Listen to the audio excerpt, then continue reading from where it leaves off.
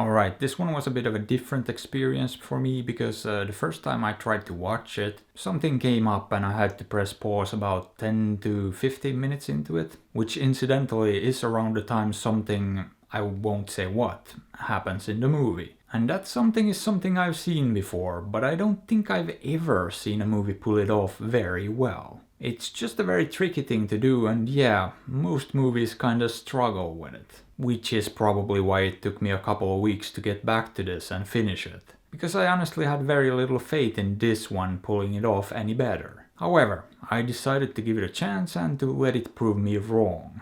Because I think that's only fair. I shouldn't judge a movie based on past movie experiences. And there were things I really liked about the opening to this movie as well. Mainly the two main characters and their relationship, because what we got here is essentially a story that follows this couple played by Sienna Miller and Diego Luna. And their new parents, they just had a baby very recently and they're having a rough time with it. Their relationship is definitely strained and I liked their interactions because it felt very authentic. Very convincing. They definitely sold me on that relationship going through a rough patch. Now what the movie does then, as I hinted at, it switches gears a little bit. But essentially the story is still very much about the relationship. That's really at the core of it.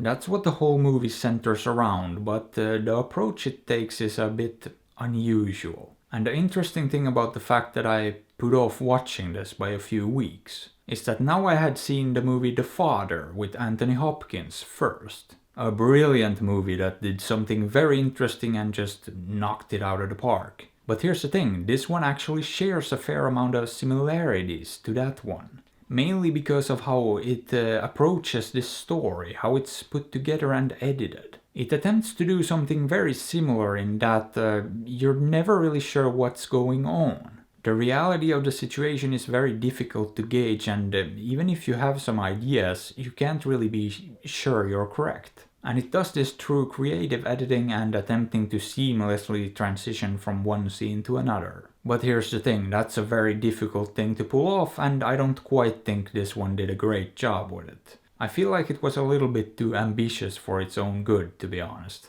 And had it told this story in a more traditional, safer way, I think it would have worked a lot better. However, as all over the place and messy it could feel at times, it wasn't entirely ineffective, at least as far as the emotional impact it had on me was concerned. It did manage to elicit a response from me at times, and that's not nothing. But I would say that a lot of it probably had to do with Sienna Miller's central performance, because at the heart of this movie is actually a rather heartbreaking story. And her performance definitely did manage to enhance that aspect at times, which I feel to a large part saves this from being a complete disaster. Now with that being said, it's still not very good and it does feel a bit messy. But I didn't hate it, and as a result I'm thinking of giving this one a solid 5. Boop.